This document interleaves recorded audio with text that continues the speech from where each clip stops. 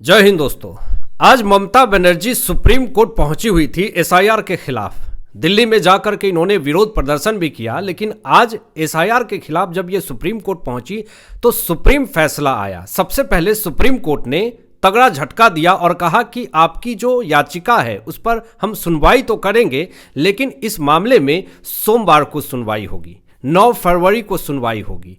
और एक बड़ी खबर दोस्तों ये भी सामने आती है कि चीफ जस्टिस ऑफ इंडिया ने एसआईआर के खिलाफ याचिका पे ममता बनर्जी को लेकर के जो मामला चल रहा है उस पर इलेक्शन कमीशन ऑफ इंडिया को नोटिस जारी किया है। लेकिन उससे भी बड़ी बात और बड़ी खबर यह है सामने कि ममता बनर्जी खुद एक वकील के तौर पर सुप्रीम कोर्ट में जिरह करती हुई, दलील देती हुई दिखी, लेकिन चीफ जस्टिस ऑफ इंडिया ने भारी फजीहत कर दी, बेइज्जती कर दी उनकी। जब ममता बनर्जी के वकील जब chief justice of India Suryakant ji के सामने दलीलें दे रहे थे तो बीच बीच में ममता बनर्जी जो हैं वो खड़े होकर के डिस्टर्ब करने की कोशिश कर रही थी। उस बीच में सीजेआई सूर्यकांत जी ने कहा कि आपने बेहतरीन वकील को चुना है, वकील को बोलने दीजिए, आप बीच बीच में इस तरह से डिस्टर्ब ना करें, वकील के बहस पर भरोसा कीजिए। यानी साफ तौर पे ये था, चीफ जस्टिस ऑफ इंडिया ने ममता बनर्जी को ये कहा कि आप बीच बीच में जो इस तरह से बयानबाजी दे रही हैं ये कोई राजनीति अखाड़ा नहीं है, ये न्याय का मंदिर है, ये सुप्रीम कोर्ट है, आप इस तरह से यहाँ पर एक पॉलिटिकल एजेंडा नहीं चला सकती हैं।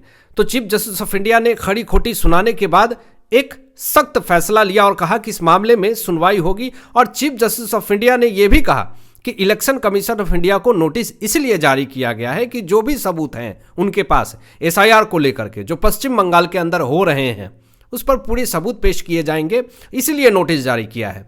अब दोस्तों मैं आपको बता दूं कि यहां पर क्या क्या ऐसे सख्त निर्देश आए हैं ममता सरकार को और क्या क्या बड़ी सख्त एक्शन लेने की तैयारी हो रही है पश्चिम बंगाल के अंदर, और सुप्रीम कोर्ट ने क्या क्या ऐसे दलीलें पेश की हैं जिस कारण से पश्चिम बंगाल के अंदर ममता सरकार की समस्याएं बढ़ने वाली है, ये मैं आपको बताऊंगा।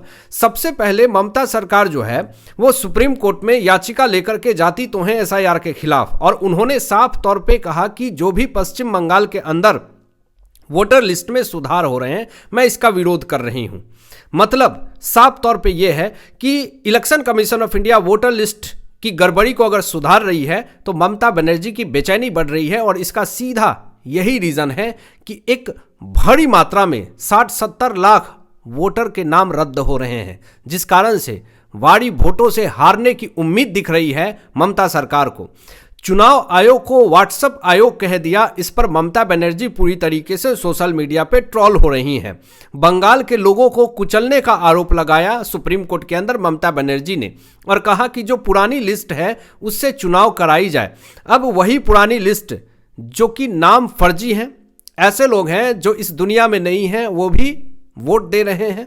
तो अगर एसआईआर के माध्यम से ऐसी पोल पट्टी खुल रही है तो फिर ममता बनर्जी सुप्रीम कोर्ट के अंदर आखिर क्यों विरोध कर रही है, यह सबसे बड़ा सवाल खड़ा हो रहा है।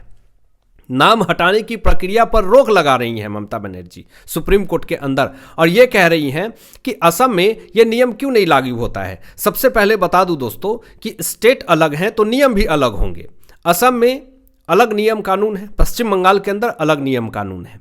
पश्चिम बंगाल में दबा करके रोहिंग्या बांग्लादेशी अवैध प्रवासी का मुद्दा गर्म है, और इसीलिए एसआईआर करवाए जा रहे हैं क्योंकि गलत तरीके से उनके फर्जी वोटर कार्ड बनवाए गए, और इसीलिए एसआईआर हो रहे हैं। और आपकी याददाश्त के लिए बता दूं मैं कि जो भी पॉलिटिकल एजेंडा जो पश्चिम बंगाल के समर्थन में जो बातें सुप्रीम कोर्ट में दलीलें रख रहे हैं उनके लिए है कि यही सुप्रीम कोर्ट ने स्टेटमेंट दिया था। क्या स्टेटमेंट दिया था? कहा था कि एसआईआर हो रहे हैं तो होने दीजिए, ट्रांसपेरेंसी चाहिए, और इलेक्शन कमीशन ऑफ इंडिया को ही ये निर्देश दिए थे, सुप्रीम कोर्ट नहीं, और उसी कारण से इलेक्शन कमीशन ऑफ इंडिया पश्चिम बंगाल के अंदर एसआईआर कर रही है। तो फिर क्या गलत कर रही है?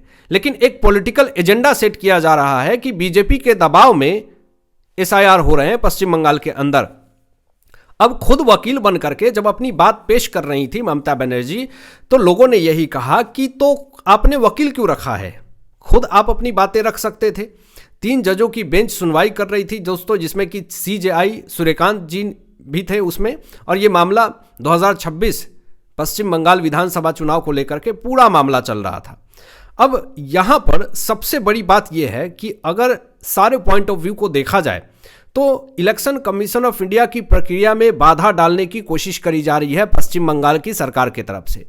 अगर सुधार किया जा रहा है इलेक्शन कमीशन ऑफ इंडिया की तरफ से कि फर्जी वोटर्स हैं उनके नाम को रद्द किया जाए, जो सेंट्रल गवर्नमेंट की बेनिफिट्स हैं अगर वो लोग ले रहे हैं और जो आम जनता है जिनको अधिकार है, जो इस भारत देश में रह रहे हैं, उनको वो अधिकार नहीं मिल रहा है, अगर उनके हक के लिए election commission of India SIR कर रही है और जो अवैध प्रवासी है उसको धक्के मार करके अगर भगा रही है, तो इसमें इलेक्शन कमीशन ऑफ इंडिया क्या गलत कर रही है?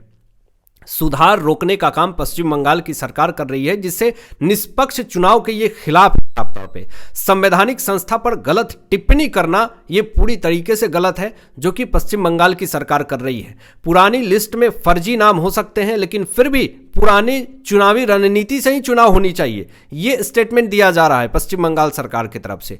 नई लिस्ट से पारदर्शिता और सफाई आएगी, लेकिन इनको नई लिस्ट से कोई मतलब नहीं है, इनको वही पुरानी लिस्ट चाहिए जिसमें कि आधा से ज़्यादा फर्जी वोटर हैं जो वोट दे रहे हैं। अब यहाँ पर दोस्तों बड़ा मामला ये आता है कि केवल राजनीति लाभ के लिए कोर्ट जाना कितने हद तक सही है, ये सबसे बड़ा सवाल है। आप सत्ता में हैं, आप पार्टी में, आपकी सरकार है, क्या आपकी मनमर्जी चलेगी?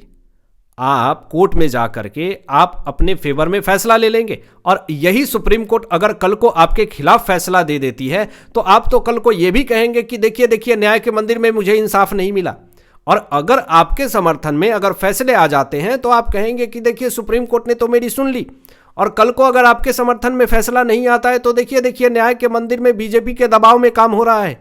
मतलब ये चल क्या रहा है? यही सुप्रीम कोर्ट ने स्टेटमेंट दिया था ना कि विपक्ष की सरकार जहां पे बनती है वहां पर इलेक्शन कमीशन ऑफ इंडिया अच्छा काम करती है, वहां पर वोट चोरी नहीं होते हैं, वहां पे फर्जी वोटर्स नहीं होते हैं, उस वक्त तो इलेक्शन कमीशन ऑफ इंडिया अच्छी हो जाती है। लेकिन जहां पर आपकी सरकार नहीं बनती है वहां पर आप पूरा आरोप लगा देते हैं कि सिस्टम को हैक किया गया है, वोट चोरी हुई है, हमारे नाम को रद्द किया गया है, सारा झमेला शुरू हो जाता है। अब यहां पर इलेक्शन कमीशन ऑफ इंडिया को व्हाट्सएप कहना पद की गरिमा है, अपमान है दोस्तों, ये बहुत ही गलत है। सुधार प्रक्रिया से डरना क्यों ज़रूरी है? सबसे बड़ा सवाल ये है। अगर सुधार किया जा रहा है किसी चीज़ में तो उससे बौखलाहट नहीं होनी चाहिए, और बौखलाहट जो है वो सारे सवालों को पैदा करती है। हर राज्य की अपनी अलग अलग ज़रूरतें होती हैं। तो ये मुद्दा उठाना कि असम के अंदर नहीं हो रहा है, पश्चिम बंगाल के अंदर एसआईआर क्यों हो रहे हैं, तो सब राज्य की अपनी अलग अलग ज़रूरतें होती हैं। चुनावी प्रक्रिया में बेवजह देरी करना गलत है, और ये मामला जो एसआईआर को लेकर के सुप्रीम कोर्ट में जाना, ये साफ तौर पे दिखाता है कि दाल में कुछ काला है।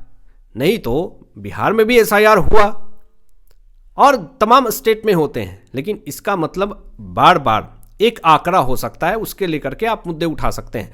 लेकिन कहा गया है कि 60-65 लाख ऐसे वोट हैं, 1 करोड़ से ज़्यादा ऐसे वोट हैं जो उसको वेरीफाइड करके उसको हटाने की कोशिश करी जा रही है। तो ये पूरा आरोप है दोस्तों। अब चुनाव आयोग का सुधार जो है वो जारी रह सकता है, ये मैं आपको क्लियर बता दूं। पुरानी लिस्ट पर चुनाव की मांग जो है वो खारिज हो सकती है। नए वोटरों के साथ चुनाव लड़ना होगा। आयोग पर टिप्पणी भारी पड़ सकती है ममता बनर्जी की।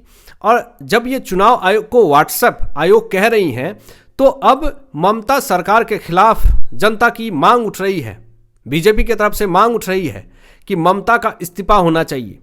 ममता बनर्जी जो हैं वो इलेक्शन कमीशन ऑफ इंडिया को व्हाट्सएप आयोग कह रही हैं।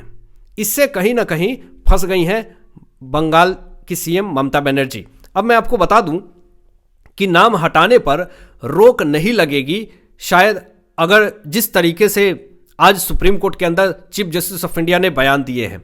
असम वाली दलील जो है वो कोर्ट ठुकरा सकता है, क्योंकि जैसा कि मैंने आपको बताया कि असम की ज़रूरतें अलग हैं, पश्चिम बंगाल की ज़रूरतें अलग हैं, दोनों स्टेट अलग हैं, दोनों की मांगें अलग हैं, दोनों जो राज्य हैं वहाँ की हर एक कानून व्यवस्था अलग है। अब राजनीति रूप से ममता बनर्जी की छवि जो है वो पूरी तरीके से खराब होती हुई जा रही है जब से ये सुप्रीम कोर्ट के अंदर एसआईआर के खिलाफ गई हैं। अब आपकी क्या विचार है इन तमाम विषयों पे, अपनी विचार व्यक्त कीजिएगा और मिलते हैं लेटेस्ट ब्रेकिंग एनालिसिस के बाद। तब तक अपना ध्यान रखें, ख्याल रखें। सत्यमेव जयते। जय हिंद।